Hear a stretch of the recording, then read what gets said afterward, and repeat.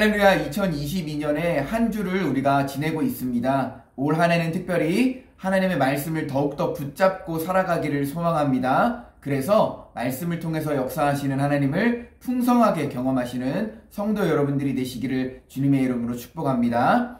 우리는 여호수아서를 계속해서 보고 있습니다. 이스라엘은 2명의 정탐꾼을 여리고로 보냈습니다. 이 정탐꾼들은 자신들에게 맡겨진 임무를 수행하기 위해서 두렵고 떨리는 마음으로 여리고로 들어갔을 것입니다. 그러나 여호수아 1장 9절에 하나님께서 여호수아를 넘어서 모든 이스라엘 백성들에게 주셨던 말씀 때문이었을까요? 정탐꾼들은 강하고 담대하게 두려워하지 않고 하나님의 동행하심을 느끼며 정탐을 하게 됩니다. 우리는 정탐꾼들의 모습을 통해 한 치 앞도 알 수 없는 캄캄한 앞길을 그저 자신에게 맡겨진 사명을 따라서 나아가는 모습을 보게 될 것입니다. 또한 이 가운데 하나님의 인도하심을 경험하는 삶을 볼 것입니다. 정탐꾼들은 하나님의 인도하심을 따라 이방 여인 라합에게 도움을 받게 됩니다. 이를 통해 정탐꾼들이 어떤 도전을 받고 확신을 얻었는지 살펴보기 원합니다.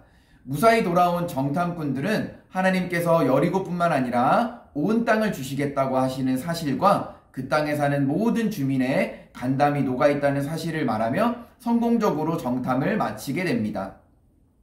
정탐꾼들은 여호와께서 여리고를 우리 손에 넘겨주셨다고 확신하게 됩니다. 그 이유는 두 가지인데요. 첫째, 라합의 고백을 들은 것입니다. 라합은 이스라엘 백성들이 홍해를 가르고 출애굽한 것과 전쟁에서 이긴 소식을 듣고 마음이 녹아 있었고 열려 있었습니다. 이 사실을 정탐꾼들에게 고백하였습니다. 이 고백은 온전히 자신을 하나님께 맡기는 믿음의 고백이었습니다. 두 번째로 하나님의 인도하심을 경험한 것입니다. 정탐꾼들은 하나님이 주시겠다고 하는 땅을 정탐하면서 라합을 만나 하나님의 인도하심을 받게 됩니다. 하나님은 그 땅에 하나님을 참신으로 믿는 라합을 만나서 도움을 받게 하십니다.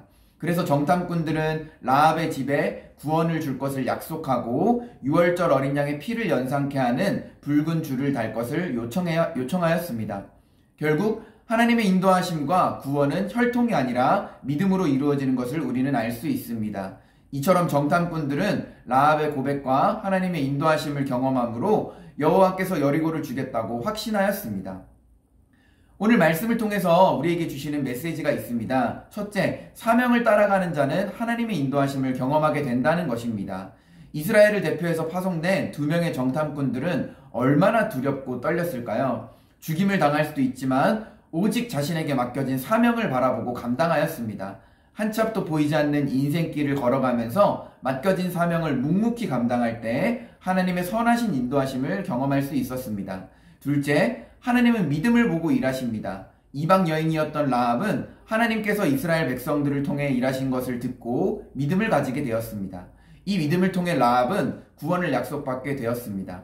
하나님은 이스라엘 백성이라는 혈통을 보고 일하시는 분이 아니라 하나님을 향한 믿음을 보고 일하시는 분이셨습니다.